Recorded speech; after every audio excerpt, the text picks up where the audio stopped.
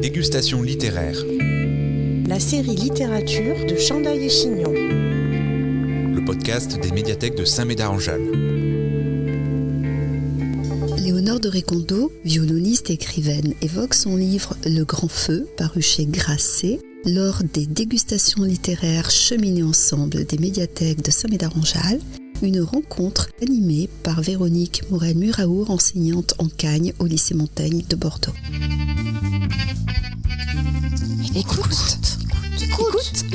Écoute, c'est Chandail et Chignon, le podcast des médiathèques de Saint-Médard-en-Jalles. Nous allons évoquer votre dernier roman, Le Grand Feu, 9e ou 10e roman, je ne sais plus. Je ne sais pas très bien moi-même. Peu importe. Le Grand Feu nous amène au tout début du 18e, 1699 exactement, avec la naissance d'Hilaria, dans une Venise, évidemment lacustre, mais une Venise de musique aussi, puisque là, on y reviendra, mais la musique de Vivaldi va résonner dans ces pages. Et nous allons croiser le destin de plusieurs personnages, dont celui d'Hilaria. Alors je vais vous laisser peut-être d'abord nous accompagner au cœur de cette histoire. Qui est cet enfant, donc né en 1699, la 6e d'une fratrie, et qui va connaître un destin, somme toute, assez exceptionnel. Alors Hilaria, en effet, naît dans une famille de marchands d'étoffes. Donc ça a son importance. Elle naît en 1699, c'est la sixième fille à naître dans cette famille. Elles sont seulement 3 à survivre. Les trois autres sœurs sont mortes nées. Et la mère d'Hilaria, qui s'appelle Francesca, qui donc travaille dans cette boutique de tissus, ils habitent juste à côté de cette institution qui s'appelle La Pietà.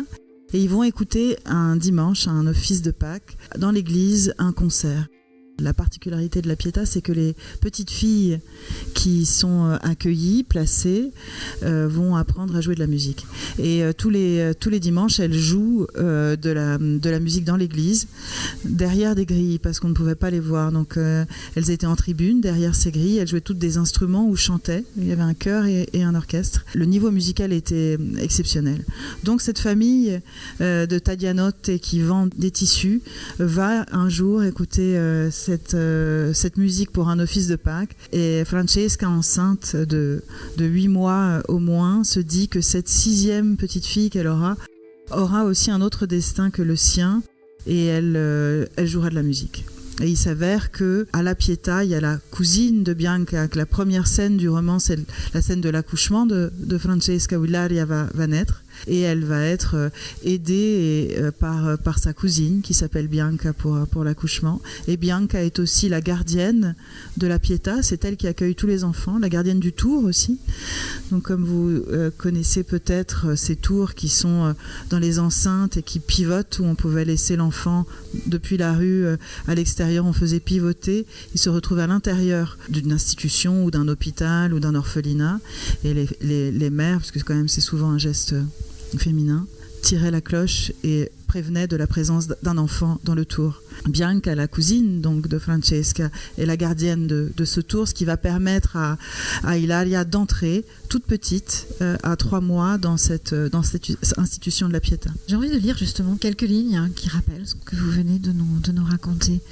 Bianca est la gardienne du tour. Depuis sa loge, elle entend la cloche accrochée à quelques mètres sur le mur de l'édifice.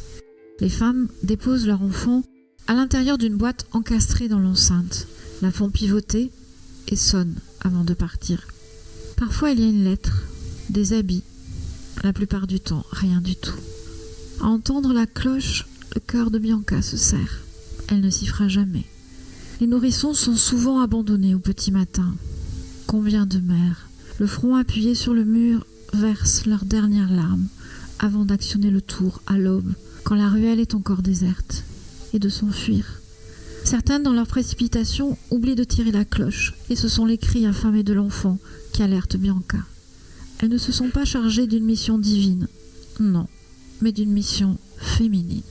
Mission féminine, je crois qu'on est au cœur de ce magnifique roman, puisque effectivement, ce lieu qui pourrait ressembler à un lieu d'enfermement, un lieu de contrainte, un lieu de privation. C'est aussi le lieu d'une émancipation possible et d'une émancipation par l'art, par la beauté phénoménale de la voix, de la musique, au cœur justement de ce texte. Oui, alors la Pietà, pour peut-être pour redire un petit peu, il y a 4 établissements comme ça qui existent à Venise. La Pietà est le seul à accueillir uniquement des filles et va ouvrir au milieu du XIVe siècle, dans les années 1340. Et va, dès le départ, être donc exclusivement pour accueillir des petites filles, souvent des orphelines, et les élever, les protéger, les instruire. La particularité de ce lieu, c'est que finalement leur instruction petit à petit va devenir exclusivement musicale. Et donc elles vont apprendre à lire et à écrire et à jouer des instruments. Donc ça, c'est vraiment que des femmes, que des filles et que des femmes, donc qui arrivent très très souvent bébés, et elles sont donc évidemment en imagine. Alors juste aussi pour dire qu'à la période où le roman se situe, au tout début du XVIIIe siècle, il y a entre 800 et 900 filles, donc c'est pour dire l'énormité l'énormité du lieu. Un étage où il y a uniquement les pouponnières avec les petits bébés, et puis petit à petit elles vont grandir, elles vont très longtemps dormir dans des très grands dortoirs où elles sont 2 par lit, et puis on va leur enseigner la musique. Ce sont des institutions qui sont républicaines. Donc ça aussi, c'est un aspect qui m'intéressait, parce que c'est cette ville de Venise, donc dès le XIVe siècle, se demande quoi faire de ces enfants des rues, parce que bon, alors là c'est que des filles, mais de ces enfants des rues en général, et va donc trouver cet endroit-là. Et après, les règles sont un peu évidemment des règles de clôture des couvents. Mais ça n'est pas régi par l'Église, c'est régi par la ville. Les financements sont ceux sont à la fois municipaux, il y a des mécènes, etc. Donc ça, je trouve, ça c'est quelque chose, une des raisons aussi qui m'a intéressée, de pourquoi j'ai écrit ce livre, c'est de m'intéresser à cette institution-là, qui est toujours ouverte, qui est toujours là. Alors évidemment qui a été complètement refaite. On n'y accueille plus toute l'année des filles, on n'y apprend plus la musique, mais c'est un accueil social pour des jeunes filles et des jeunes femmes isolées. Donc depuis 1340, il y a la Pietà à Venise accueille ces femmes. Et donc le livre est aussi une sorte de portrait féminin d'Hilaria qui va entrer dans cet endroit pour apprendre la musique, de la transmission qui se fait entre femmes, de l'apprentissage d'un instrument, puisque ce sont les plus âgées qui apprennent aux plus petites. Et puis après, il y a des grands professeurs, notamment Vivaldi, qui enseigne à cette période-là. Mais il y a aussi la prieure, qui est celle qui dirige cette institution, qui est une institution donc très importante. Elle siège avec les doges, donc c'est une femme de pouvoir. Il y a Bianca qui se sent de cette mission féminine dont vous avez parlé. Il y a Francesca, la mère, qui fait ce choix comme ça particulier, néanmoins, que de placer sa fille au prix de ne pas beaucoup la voir, parce qu'elle ne pouvait revoir sa famille qu'une fois l'an, alors qu'ils habitent quand même pas très loin. Ce livre est aussi une sorte de kaléidoscope social, féminin, musical, d'un instant donné, dans cette institution si particulière qu'est la Pietà. Et vous venez d'ailleurs très justement de rappeler l'extraordinaire complexité de cet endroit.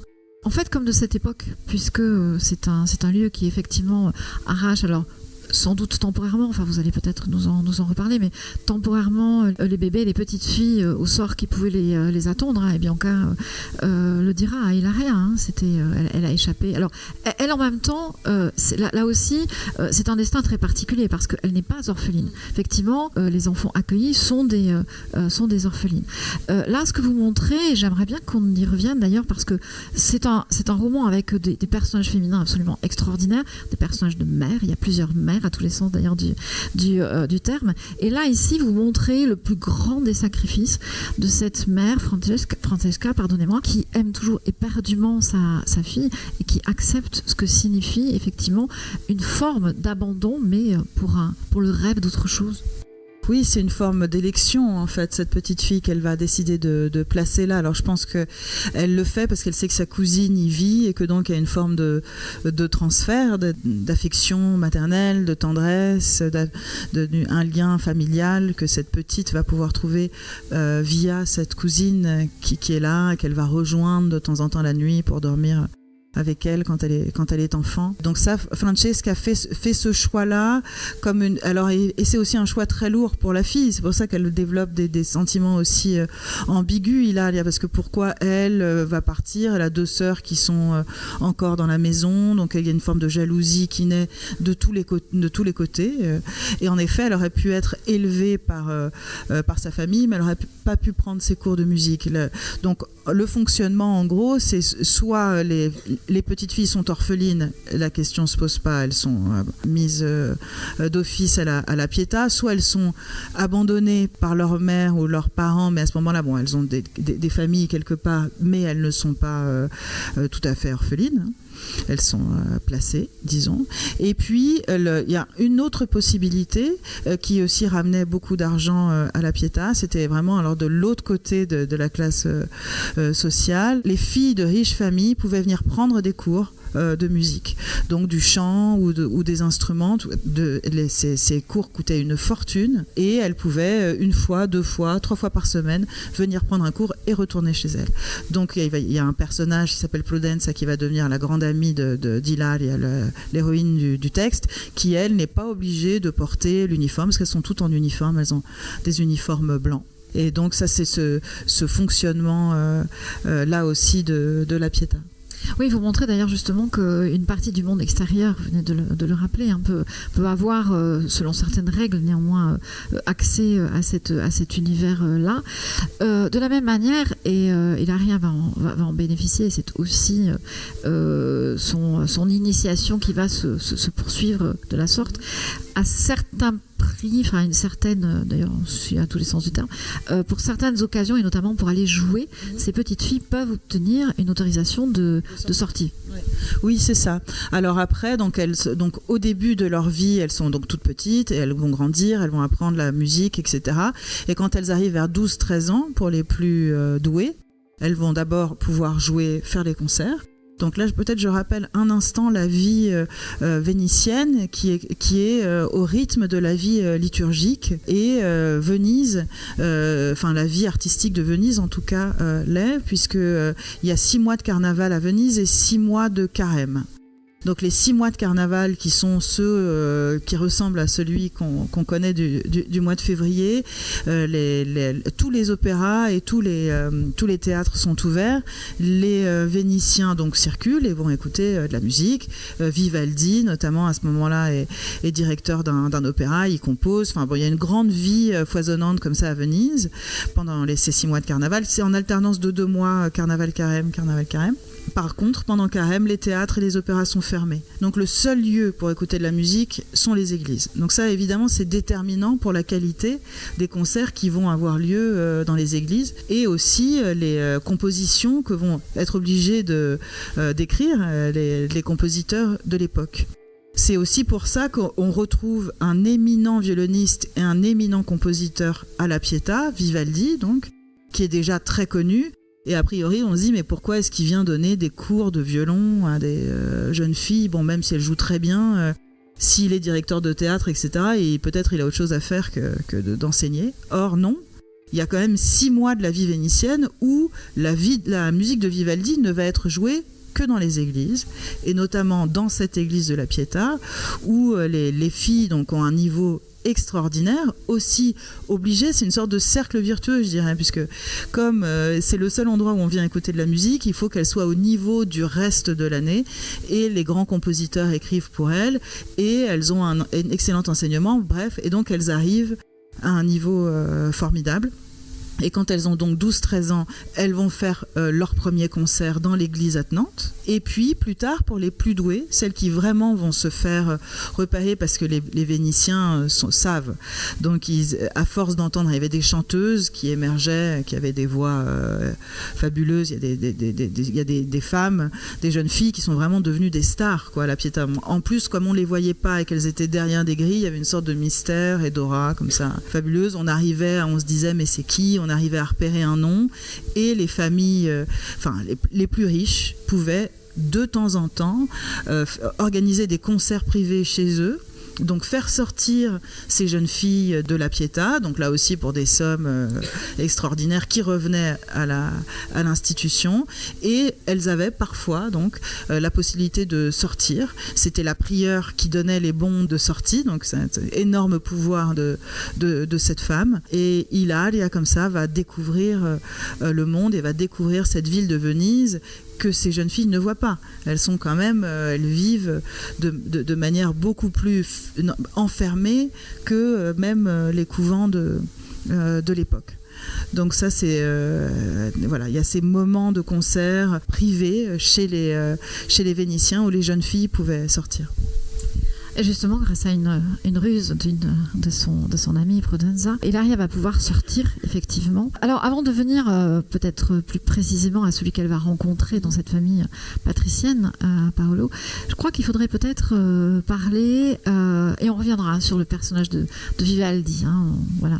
Je laisse temporairement le maître flamboyant de côté, mais en pensant justement à cette possibilité d'un au-delà, d'un ailleurs, c'est la fascination pour Venise. Et c'est la fascination qui est celle d'Hilaria. C'est aussi, sans aucun doute, la fascination de l'auteur qui écrit. Il me semble que Venise, paysage d'eau, paysage lacustre, mais aussi paysage de palais splendides, est un personnage à part entière au cœur du roman.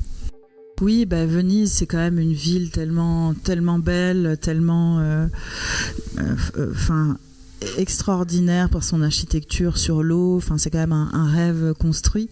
On parlait des rêves tout à l'heure, donc c'est l'architecture du rêve, Venise. Il faut se rappeler que c'est une ville sur la lagune, certes, mais qui est quand même une ville ouverte sur l'Adriatique et sur la mer, et qu'à l'époque, en général, les villes portuaires sont toutes quand même dans une forteresse.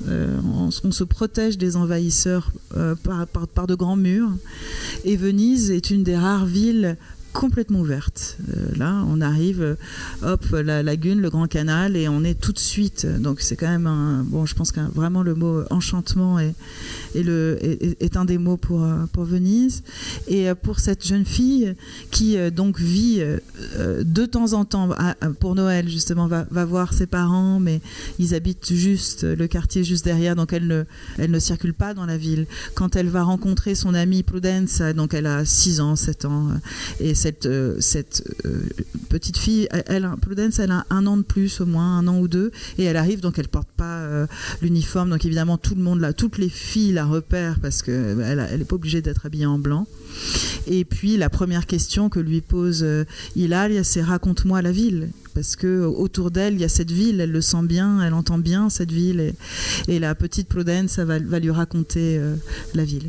Et quand elle va sortir, alors plus tard, de temps en temps faire des concerts toujours avec adolescente, avec Prudenza, il va y avoir aussi ce contraste entre l'austérité, la rigueur, la discipline dans laquelle elles vivent, qu'elle soit architecturale ou musicale au sein de la Pietà, avec la ville de Venise, où tout le commerce se fait sur l'eau. Donc il y a vraiment beaucoup de petites embarcations, beaucoup de gondoles, on transporte ses meubles, ses poules, ses musiciens et ses fruits et ses légumes sur des gondoles. Donc il y a une sorte de mélange complètement dingue sur le Grand Canal, et ces 2 jeunes filles qui arrivent là, et en tout cas Ilaria qui ne voit jamais, qui ne sort jamais, elle est traversée par une émotion extraordinaire. D'abord parce que cette ville est sublime, mais aussi parce qu'elle représente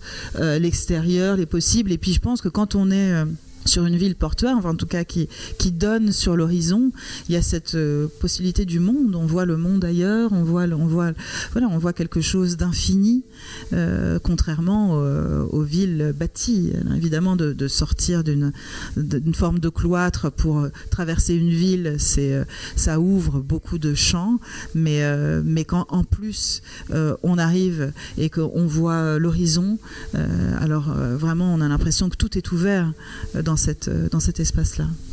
Quand je vous écoute parler de Venise, je me dis que vous avez un lien très particulier avec cette ville. Est-ce que je peux vous demander à quelle occasion vous l'avez découverte ? Oui, bien sûr. Vous y revenez souvent ? Vous y avez joué ? J'y ai joué, je me souviens que je pense que c'est un des premiers voyages dont je me souviens que j'ai fait avec mes parents. Je devais avoir 4-5 ans, je dirais comme ça.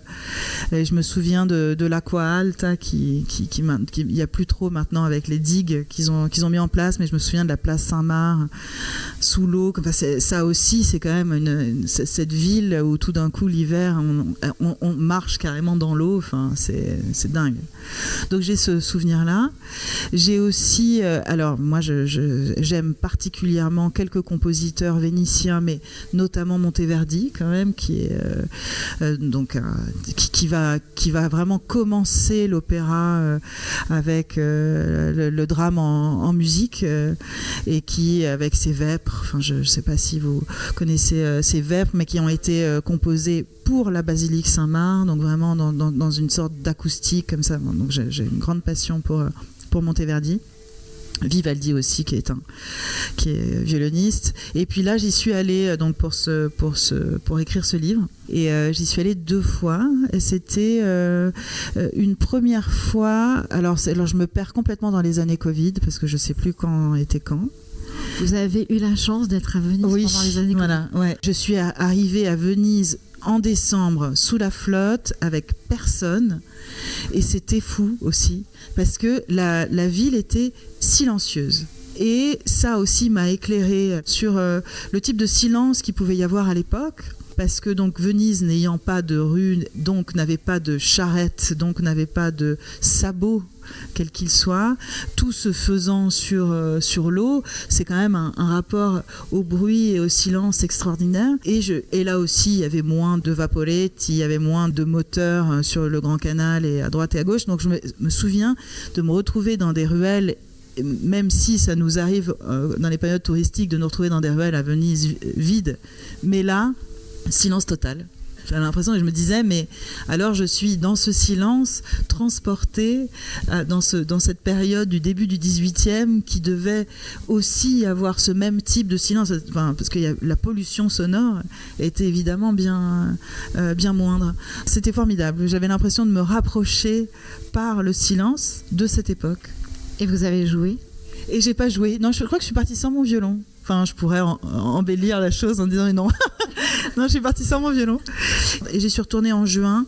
Alors évidemment, là, les jours sont très longs, et il y avait le tourisme avait déjà repris. C'était le moment de la biennale. Mais quand même, à chaque fois, cette ville, c'est quand même un éblouissement. Et je me disais, la Pietà, elle est sur les quais. Pour celles et ceux qui sont allés à Venise, donc il y a la place Saint-Marc, et puis il y a l'Arsenal, et il y a les quais. Voilà, ces quais qui s'appellent les quais des esclaves, des Schiavoni, parce que bon, ils portent leur nom tristement, je pense. Ils devaient tous arriver là. Et pas très loin de la place Saint-Marc, enfin beaucoup plus proche de la place Saint-Marc que de l'Arsenal, il y a cette église blanche qui est l'église de la Pietà, qui a été refaite autour de 1750, donc qui est postérieure à l'époque du livre, mais où Vivaldi, enfin sa musique a été jouée. On voit encore les tribunes, etc. Et derrière, donc à l'époque du livre, c'était une autre église, mais derrière, il y avait l'institution qui était attenante, donc collée à l'église. Aujourd'hui beaucoup plus petite, enfin, il y a encore un mur, et puis il y a une plaque où ils disent voilà, le tour était à cet endroit-ci. Je me disais, mais la proximité en fait de la lagune de l'endroit, et c'est vraiment à 20 mètres de la lagune, et je me disais, mais c'est centaines de jeunes filles, parce qu'il faut aussi imaginer une centaine de jeunes filles, donc le bruit de tous les instruments, ça devait être un endroit quand même si évidemment les tout bébés ne jouaient pas, mais quand même beaucoup de sons, beaucoup de musique, beaucoup d'instruments, et elles sont quand même enfermées dans cet espace, alors qu'à 20-30 mètres il y a la lagune, il y a la lumière, donc en déambulant dans cette ville et en y retournant, ces choses-là m'ont frappé au moment de l'écriture. Et vous vous souvenez du moment où vous avez décidé d'écrire sur ce lieu, du moment où le personnage d'Hilaria a surgi, du moment où Vivaldi, qui certes fait partie par son histoire de cet endroit, mais enfin c'est un personnage de roman, cet homme, hein, et je vais vous laisser nous en parler, mais comment est-ce que tout cela s'est déployé ? Je n'ai pas de souvenir de moments charnières, de moments comme ça, où je me dis, voilà, il n'y a pas de révélation. Et ce qui est un peu étrange dans mon parcours, donc je suis toujours musicienne, toujours violoniste en activité. Ce qui est un peu étrange, c'est que ça fait plus d'une dizaine d'années que je publie des livres et que jamais je n'ai écrit de livre sur la musique, ce que ça aurait pu être le premier en fait. J'avais envie, par la littérature, d'explorer d'autres espaces que celui qui m'était le plus connu, c'est-à-dire la musique, le violon. Mais je savais bien qu'à un moment, il fallait quand même y passer, quoi, d'écrire sur la musique, parce que ça m'intéresse. Ça m'intéresse, la musique m'intéresse, le corps m'intéresse, et comment écrire tout ça. Donc, je pense que dans mon esprit, il y a toujours une sorte de plusieurs histoires possibles. Parfois, je prends un peu l'image d'une sorte de manège avec les chevaux en bois, et puis le manège s'arrête, et puis à un certain moment, c'est ce cheval-là, quoi. C'est cette histoire-là qui s'impose. Les romans s'imposent. Et à un certain moment, je me suis dit que j'avais envie d'écrire vraiment sur le violon, sur l'émotion musicale, sur ce que c'est qu'être violoniste. Mais comme j'avais pas envie d'écrire un livre sur moi, enfin, l'histoire d'une violoniste contemporaine, ça m'intéressait pas. Je me suis dit, allons, puisque je m'engage à écrire sur ce que je connais, allons vers cette période que j'aime, qui est la période baroque, qui a un répertoire pour le violon exceptionnel. Donc vraiment, Vivaldi étant un des grands violonistes et compositeurs du XVIIIe siècle. Il y a l'Italie. Bon, j'ai une grande passion pour l'Italie, parce que je suis beaucoup allée en Italie enfant, parce que mon père était peintre et sculpteur, et il a fait beaucoup de sculptures en Italie, donc c'est un endroit que j'aime. C'est vraiment, je pense que mon paysage intérieur est en partie italien. Et donc, c'était une des raisons en plus, le grand répertoire pour violon, que j'aime beaucoup. Et mon cœur penche vers un violoniste romain qui s'appelle Corelli, que j'aime vraiment beaucoup. Donc, j'ai hésité un peu entre Rome et Venise. Et puis, je me suis dit, non, ça sera Venise, parce que Venise et parce que la Pietà. Et que tout d'un coup, je pense que ce mythe de ces femmes jouant dans cette institution, je le connaissais déjà adolescente ou enfant quand je jouais du Vivaldi. Ça m'est revenu à l'esprit, et je me suis passionnée sur le fonctionnement de cette institution un peu unique en Europe quand même, dans son mélange à la fois laïque et religieux, dans le fait d'accueillir, d'élever des femmes pour l'instruction des femmes. Donc tout ça m'a passionnée.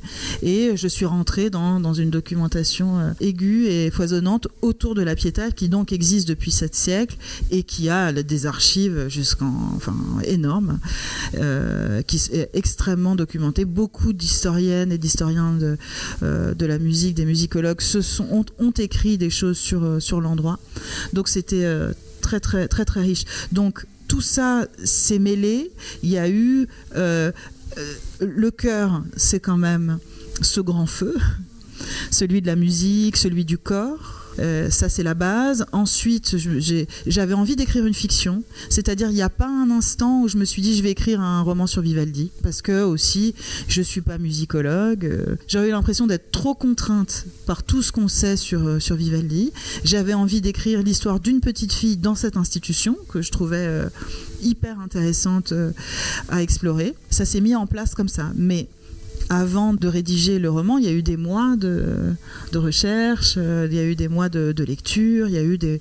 Donc, en fait, la construction, pour moi, se fait dans ce temps premier qui est celui de la documentation, mais qui est aussi, en parallèle, celui de l'élaboration de l'intrigue et de mes personnages. Donc, il y a tout un pan de ma recherche qui est purement, je dirais, sociologique, musicale, urbaine, voilà.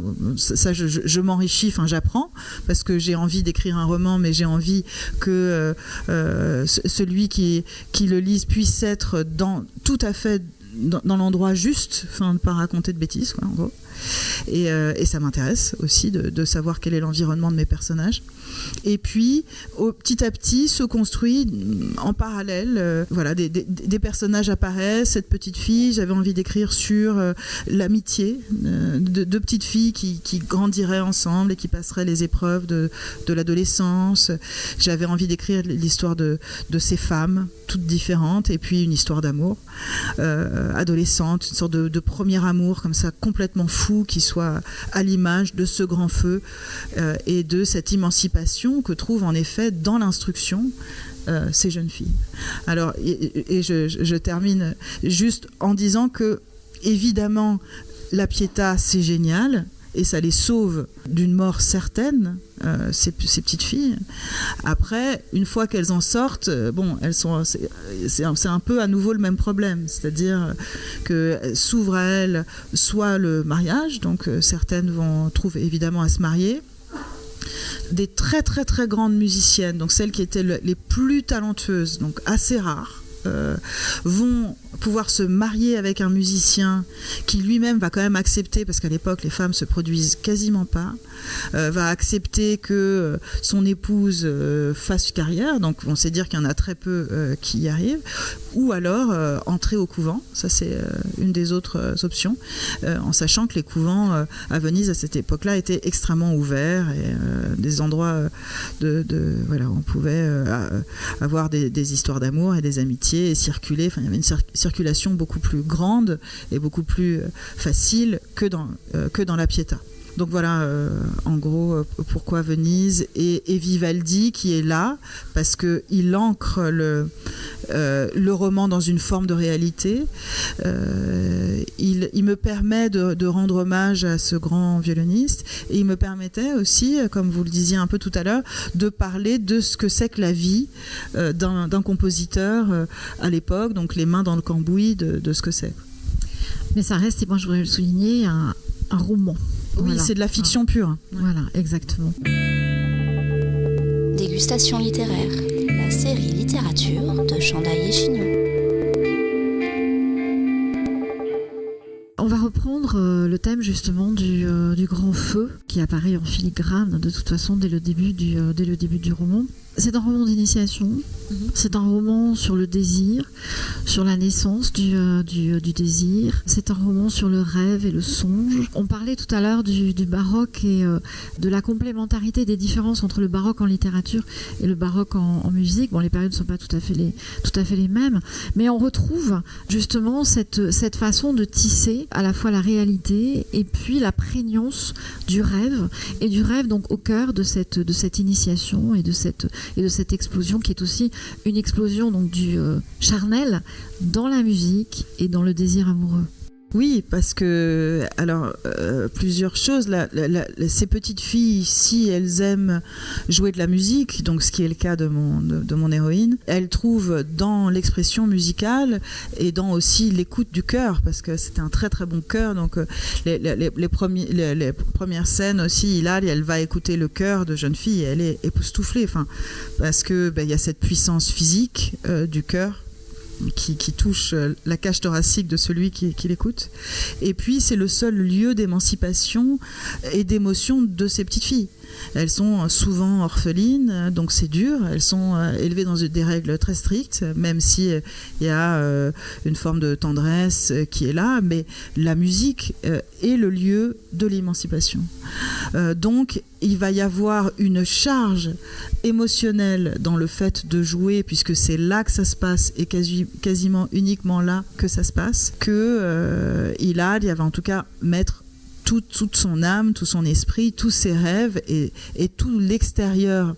Elle s'échappe grâce au propre comme au figuré, grâce à la musique. Dans la langue que j'ai tenté de trouver pour ce texte, c'était justement aussi cette référence que vous faites au baroque, d'être au plus proche, alors parfois en alternant des rythmes parfois brefs et parfois des phrases beaucoup plus longues, donc qui viennent emporter quelque chose dans ce mouvement baroque de la musique, mais aussi de cette émancipation, de ce rêve, d'une sorte de comment dire, quelque chose de tourbillon, quoi, qui embarque cette jeune fille. Donc j'ai essayé d'être collée au plus près de cette émotion qu'elle pouvait avoir, pour que dans la lecture, qu'il y ait quelque chose de la langue du texte qui soit proche de ça.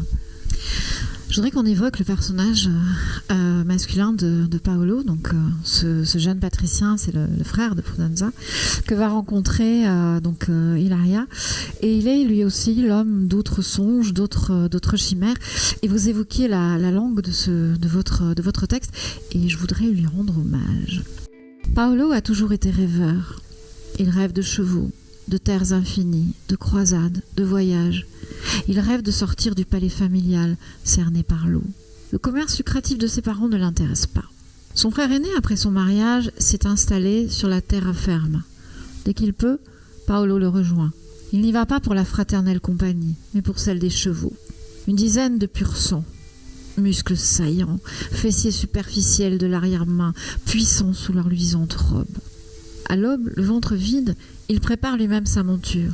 Il aime parler, caresser, brosser l'animal.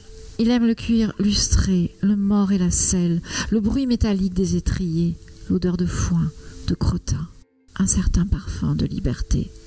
Avant de le monter, il flatte l'encolure du cheval. C'est alors qu'ils sont deux à se réjouir. Et quand il file sur cette terre ferme, sans aucun pont ni canal pour freiner sa course, il défie les éléments et abandonne sa prison d'eau. Paolo rêve de reconquérir la Crète. Depuis qu'Héraclion est tombé aux mains des Turcs, son père lui parlait sans cesse de bataille, de la défaite cuisante de Venise, du déshonneur sur la ville. Une honte dont on ne se remet pas. On a tout perdu, Paolo, la richesse et l'Orient. Aujourd'hui, Venise n'est plus qu'un tout petit bout de terre sur la lagune, un vestige du faste passé.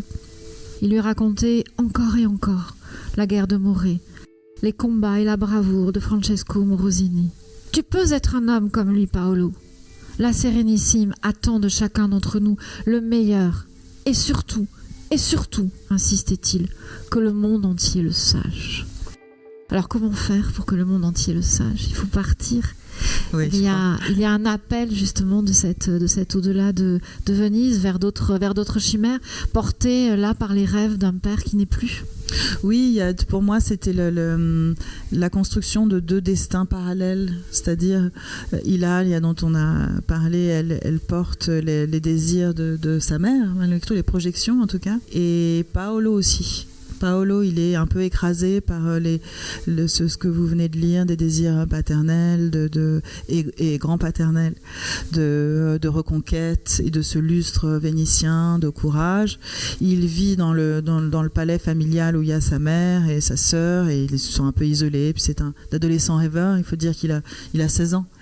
16-17 ans, donc il se rêve comme ça en conquérant, et Venise peut être aussi en effet une forme de prison. Il faut prendre un bateau, il faut partir loin, et donc il a ce rêve de partir, ce rêve de s'échapper, comme elle a le même, et ils vont tomber très amoureux l'un de l'autre sans vraiment se le dire, parce que c'est pas tout à fait ils sont si jeunes. Donc c'est l'embrasement amoureux comme ça, passionné de l'adolescence, qui est parfois complètement exagéré aussi, mais ils vont l'un et l'autre, mais surtout Paolo, utiliser cet amour qu'il va vivre avec lui-même une grande partie du livre, comme une sorte de moteur, comme une sorte d'énergie pour lui donner justement la force de partir. Donc plus il l'aime, plus il a envie de partir, et c'est cette contradiction-là, Paolo, le désir du départ alors qu'elle est là et que tout l'attache à elle dans la Pietà, et elle va mettre plus de temps à réaliser qu'elle est amoureuse de lui, parce que l'amour a un goût d'abandon quand même dans son esprit à elle, dans son cœur. Elle a peur. Et puis elle pense que c'est plus par la musique, elle pense que là aussi le violon c'est quelque chose qu'elle connaît, c'est quelque chose qu'elle maîtrise, et puis ça va se confondre en elle, la musique et le grand feu musical avec le grand feu amoureux.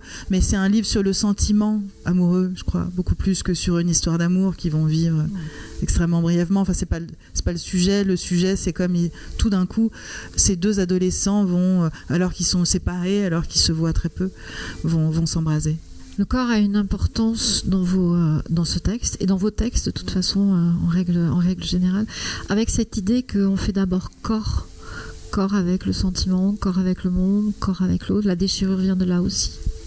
Oui, alors c'est étonnant. Enfin, maintenant, à force d'écrire quelques livres et du coup d'avoir un peu de pouvoir me retourner un peu sur ce que j'ai écrit, c'est quelque chose qui n'était pas du tout conscient, enfin qui l'est toujours pas, mais au départ, comme je vous disais, moi je suis violoniste, j'ai une vie musicale épanouie. Enfin bon, j'écris parce que j'ai un amour profond pour la littérature, parce que il y a voilà, le voyage littéraire du roman que j'ai quand j'adore un livre est exceptionnel. Bon, donc j'ai eu envie de faire pareil, de tenter en tout cas. Mais quand je vais écrire, c'est pour explorer d'autres périodes. Voilà, c'est là où ma curiosité me porte. Et je me dis pas, tiens, le corps. Enfin, je pense que c'est de manière complètement spontanée et inconsciente. Et donc, pour quand même m'en rendre compte et puis de vous entendre le dire et voilà, comme souvent on me dise, mets l'émotion, mets le corps dans mes textes. Bon, bref. Et je me suis dit que, en fait, c'est exactement la même chose que le violon. Je crois que jouer d'un instrument, c'est apprendre avec son corps à exprimer quelque chose. Le corps est à la fois l'allié et l'ennemi, d'ailleurs, parce que des fois, on ne sait pas quoi en faire de ce corps. Ou il n'est jamais assez bon. Enfin bon, bref, ça c'est une autre histoire d'être musicien. Mais en tout cas, c'est avec son corps qu'on joue. L'instrument est le corps. Et je crois que maintenant, je vois l'art et finalement en littérature, je fais un peu la même chose. C'est-à-dire, le corps est au centre. L'émotion, et c'est vrai que pour mes personnages et pour l'élaboration de mes personnages et les choix que je fais dans le roman de scène que je vais écrire, c'est beaucoup plus souvent une scène où il va y avoir une émotion physique, c'est-à-dire l'étonnement, la surprise, le dépassement, enfin quel qu'il soit, beaucoup plus que des scènes de réflexion ou des pages et des pages d'une analyse qu'aurait le personnage de lui-même. En fait, ça va être plus mon personnage va être cueilli par quelque chose, il va en découler d'autres choses et c'est le lecteur qui va réfléchir à ce qui peut se dire ou ce qui peut surgir et qui peut analyser la situation. C'est-à-dire, moi, je n'analyse pas les situations, je les donne à lire, je les donne à voir. Et donc, ce sont toujours les corps qui subissent. Et alors, encore plus, je pense que là, peut-être, je ne sais pas si mon prochain roman, ce sera si central, mais il est évident qu'à partir du moment où j'allais parler de l'apprentissage, puisque c'est le roman initiatique aussi de l'apprentissage du violon. C'est comment on grandit avec un instrument, qu'est-ce que c'est qu'être musicien, qu'est-ce qu'on ressent et donc... vous vous souvenez du premier violon, parce qu'il y a une page extraordinaire de l'aria et de son tout petit violon. Oui, moi je me souviens du tout petit violon. Bah oui, parce que donc ce qui est aussi génial dans cette ville de Venise, c'est qu'il y a les compositeurs, les grands profs, etc., mais que viennent s'y agréger aussi de très grands luthiers.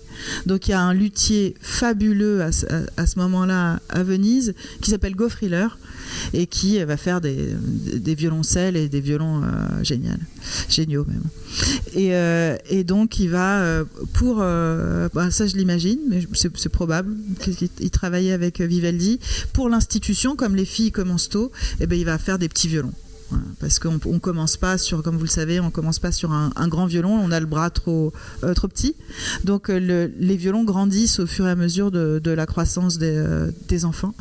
Et donc il y a une scène dans le roman où c'est le premier cours d'Hilaria quand elle arrive et qu'elle découvre ce tout tout petit violon, mais c'est vrai, je sais pas, vous voyez les tout petits violons, on a l'impression que c'est absurde, c'est si petit. Et je me souviens très bien aussi quand ce premier violon est apparu chez mes parents, j'avais 6 ans et ça faisait 1 an que je demandais à jouer du violon. Et la boîte est apparue. Je me souviens pas très bien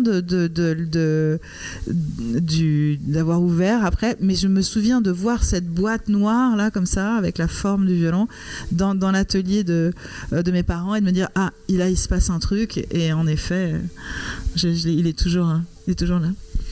Et quand vous écrivez que le mot ne vient pas ou que vous avez besoin qu'une scène apparaisse, vous prenez votre violon? Non, pas du tout. Il y a vraiment une... Ouais, c'est complètement cloisonné. C'est complètement cloisonné. Alors bon, il y a forcément des vases communicants, mais pas du tout.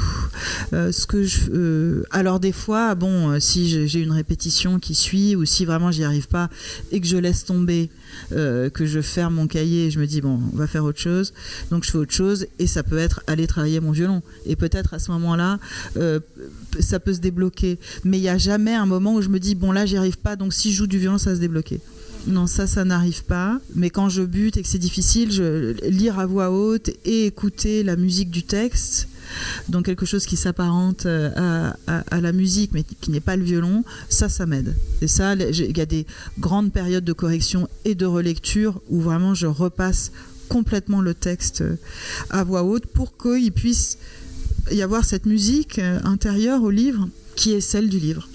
Et parfois je bute, parfois c'est pas assez bien, parfois il faut refaire, etc. Donc je pense que le plus gros de mon travail, au-delà de la documentation, etc., le plus gros de mon travail dans la technique de l'écriture, c'est vraiment ces corrections pour arriver à une forme de fluidité la meilleure possible, même si évidemment c'est imparfait, mais la meilleure possible pour qu'on puisse prendre le texte et entrer dans cette spirale dont je parlais, dans la musique intérieure du livre, et qu'elle soit, que ce soit homogène du début à la fin. On voit à quel point vous êtes, depuis l'enfance, aussi plongé dans l'art sous toutes ses formes. Je pense que c'est une expérience absolument extraordinaire d'être entre l'écriture et puis la musique. C'est quand même assez rare pour le souligner. Comment est-ce que vous êtes venu justement à l'écriture? Comment est-ce que vous avez posé temporairement le violon pour écrire? J'ai quand même la chance de venir d'une famille d'artistes. Donc mes parents sont sculpteurs, donc ils sont plutôt plasticiens. Donc j'étais très très entourée d'œuvres d'art. Et donc en Italie, la Renaissance italienne m'a énormément impressionnée. Et donc j'ai écrit un roman qui s'appelle Pietra Viva, qui parle de Michel-Ange et de cet amour pour l'art. Un autre autour dans la collection Manuel Musée, autour du Gréco à Tolède. Donc l'univers pictural est hyper important dans mon imaginaire. Au-delà de ça, mes parents avaient beaucoup d'amis artistes, écrivains, etc. Donc, je sais pas comment dire, pour moi, tout ça a tout de suite été très décloisonné. C'est-à-dire, il était possible donc d'être peintre à écrivain, enfin, de passer de l'un à l'autre me semblait possible. Et donc, j'ai beaucoup lu. Enfant, je lisais énormément. J'ai toujours beaucoup lu. Après, dans mon apprentissage musical de violoniste, il y a toujours un moment qui est celui de l'adolescence et jusqu'à les 20 ans, etc. C'est un moment de travail si intense de l'instrument qu'il n'y avait aucune place pour rien, sauf lire, mais aucune place pour écrire. J'écrivais un journal. Et puis après, j'ai démarré ma vie de violoniste, donc beaucoup de concerts, de tournées, etc. Et puis à un moment, ça m'a rattrapée. À un moment, je me suis dit, essayons d'écrire. C'est la forme romanesque était évidente. Et je me suis lancée. Ça correspond au moment de la maternité, d'ailleurs. Alors que ça aurait dû être un moment où j'avais encore moins de temps, un temps s'est dégagé à ce moment-là, qui était peut-être justement exclusivement le mien et pas celui de l'enfant.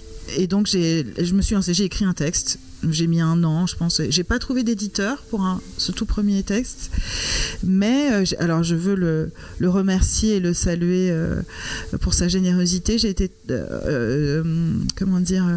vraiment soutenue par Christian Bobin, qui a lu ce premier roman, qui m'a dit il n'est pas bon, parce que souvent les premiers romans ils sont vraiment très très très ils sont très chargés, ils sont trop chargés, il y a trop de masse, il y a trop de trucs. Il m'a dit de prendre de la distance avec mon sujet, mais il m'a dit il y a quelque chose dans l'écriture, et j'aime beaucoup Christian Bobin, il était très généreux. Et donc j'ai mis de côté, je me suis dit j'ai pas essayé de le retravailler, je me suis dit ce roman a été utile à me mettre le pied à l'étrier, et j'ai écouté ce que m'a dit Bobin, donc j'ai écrit un roman qui se passait dans l'Antiquité. Je me suis dit parce que ce premier roman que j'avais écrit était très contemporain, je me suis dit je vais tout à fait m'éloigner de moi-même. Je vais écrire un roman qui se passe dans l'Antiquité, même si, comme vous le disiez, le baroque c'est aussi les grands mythes, c'est aussi la mort, etc. Donc c'est un premier roman qui tourne autour de la figure d'Orphée, qui est donc une grande figure des opéras baroques, une grande figure des cantates, une grande figure de la période baroque, et une grande figure, je pense, mythologique pour nous toutes et tous. Et là, j'ai trouvé une maison d'édition. Donc ce livre est indisponible, ne le cherchez pas, je crois qu'il n'est pas très bon non plus. Et voilà, donc j'étais lancée dans l'écriture. Et ensuite, j'ai écrit un autre roman qui raconte l'exil de mes grands-parents, qui s'appelle Rêves oubliés, que j'ai publié chez Sabine Vespizer. Et là, ça a été le début d'une collaboration formidable avec Sabine Vespizer, qui est une éditrice indépendante, une femme géniale. Mais bon, on s'est disputé, donc j'ai pas pu continuer de travailler avec elle. Mais là, il y a eu 5 romans, et là, j'étais prise, quoi. J'étais prise dans le mouvement de l'écriture, et puis entre l'espace où je suis interprète, violoniste, où je suis porte-parole, disons, je porte la parole d'un autre, comme pourrait l'être une comédienne. Dans l'écriture, c'est quand même ma propre parole. Donc, de pouvoir être dans ces deux espaces à la fois, c'est formidable. Et puis, j'ai écrit, j'ai des lecteurs, donc l'écriture est là, c'est sûr. Et le violon aussi, je veux pas, à un certain moment, à la mort de mon père, parce que mon père, j'étais très, très proche de lui, il aimait beaucoup le violon, on avait un rapport comme ça à travers l'instrument qui était assez fort. Quand il est mort en 2015, et après, je me suis demandé si j'allais continuer à jouer du violon, si en fait je ne jouais pas du violon que pour lui. Eh bien non, je joue aussi du violon pour moi. Alors je continue. Je crois que vous nous rappelez de la plus belle des manières que l'art n'est pas inutile, qu'il est au contraire une part fondamentale de notre humanité, et qu'il est là et qu'il doit être là au cœur de nos vies. C'est aussi ça que vous nous dites quand vous jouez, quand vous écrivez, quand vous êtes là avec nous. Ah oui, c'est essentiel. Je pense que c'est ma vie entière. Je m'y dévoue dans 2 disciplines toute la journée. Donc moi, je suis dévouée à l'art, parce que je pense que c'est la part du rêve, c'est la part de l'imaginaire, c'est la part des possibles. Si on peut imaginer un autre monde, et en l'imaginant autrement, il devient le nôtre. Et petit à petit, on peut grignoter le réel. Et qu'on a besoin, c'est très très humain de toute manière, on a besoin de l'art, on a besoin de se nourrir. Je pensais au théâtre, parce que j'ai beaucoup... je me disais, mais le théâtre, on rentre dans un théâtre, tous pour la même chose, on va s'enfermer dans un lieu pour y croire. Le livre, c'est pareil d'ailleurs. Nous, on rêve d'ouvrir un livre et se dire génial, je vais y croire. Bon, on est déçu quand on n'y croit pas et que le livre nous tombe des mains. On est triste. Parce que qu'est-ce qu'on veut ? C'est s'échapper, quoi. On veut s'échapper, on veut rêver. Et alors c'est un exercice solitaire, la lecture. Mais quand on va écouter un concert, ou quand on va au théâtre, et qu'on est trépigne en se disant mais faites-moi rêver, et qu'on paye pour ça, et qu'on est dans une sorte de communion ensemble, de silence, de musique, de mots, c'est dire que c'est fondamental et nécessaire à l'être humain de vivre ça. Ça l'est pour moi, c'est-à-dire à la fois de l'exercer, mais aussi d'y aller, d'écouter des concerts, de lire des livres, de me remplir, et les musées aussi évidemment, de me remplir de beauté. Et je pense que oui, il faut se battre pour que la beauté existe, et il faut pas lâcher, quoi, parce que si en plus on lâche la beauté, vraiment on crève la bouche ouverte. Donc et puis justement, en parlant de crever en parlant de crever, c'est peut-être un des espaces où on se sent extrêmement vivant. C'est ça. Et ces œuvres qu'on lit et qu'on va écouter, qui sont des œuvres du passé et qui viennent traverser notre présent. Donc, oui, c'est vraiment le cœur de ma vie. Alors, on va finir sur vos mots et sur une répétition. Au milieu du brouhaha et des rires, Ilaria et Prudenza s'installent sur la margelle du puits, la meilleure place au centre de la cour. Cet endroit familier est pourtant incongru pour répéter. Les partitions s'envolent au moindre coup de vent. On va chercher des pinces pour les tenir. On s'exclame quand un papillon rouge se pose sur les cordes du clavecin. Le soleil est de la partie. Les ombres des jeunes filles se distinguent nettement au sol. Il n'est que 14 heures. Les ombres s'agrègent autour des corps. À la fin de la répétition, elles s'étireront jusqu'à la coursive en pierre. Antonio observe les musiciennes se mettre en place. Il pense à son père dans la basilique, aux longues heures de répétition des hommes, seulement des hommes. Aujourd'hui, il s'émeut de tant de grâce, de sa chance d'avoir ses œuvres interprétées ici, longuement travaillées, et surtout religieusement écoutées. La qualité du silence lors des concerts dominicaux est particulière. Chacun scrute les grilles derrière lesquelles jouent les anges. Comment les appeler autrement ? Le talent des jeunes filles est affûté. Ils regardent Maria lire sa partition, fredonner le texte latin « Qui tollis peccata mundi, miserere nobis ». Vous, qui effacez les péchés du monde, ayez pitié de nous. Quel Dieu ne céderait pas à une si belle prière ? Antonio a écrit chaque note pour elle. Dans son esprit, quand sa plume file sur les portées, c'est la voix de Maria qui entraîne son geste, qui guide sa main. Antonio est subjugué, et quand il l'entend chanter, tout son corps s'enflamme. Le corps de Maria incarne sa pensée. La voix de Maria construit des ponts entre les notes, dans leurs interstices, là où la volonté du compositeur a perdu tout pouvoir. En l'entendant chanter dans cette cour grouillante de regards d'enfants, admiration palpable mêlée de ferveur, Antonio comprend que sa composition n'est qu'une succession de modestes repères. Maria, avec son souffle, sa gorge, sa peau, les relie. Les petites l'écoutent et la suivent sur le chemin sensible de sa voix volatile, soudain transportée. Ilaria prend la main de Prudenza. Leurs doigts enlacés se serrent au gré des mouvements de la chanteuse. Les ombres s'étirent, le soleil se penche sur la lagune. Les martinets, les mouettes, la faune et la flore se suspendent à la voix qui s'élève. Un éclat qui déchire le temps et qui, aussitôt passé, se recoue, ne laissant comme souvenir qu'un point, minuscule suture dans leur cœur à toutes. La beauté, certains soirs, désarme la mélancolie. Merci d'avoir désarmé la nôtre. Merci. Merci. Merci beaucoup. Merci.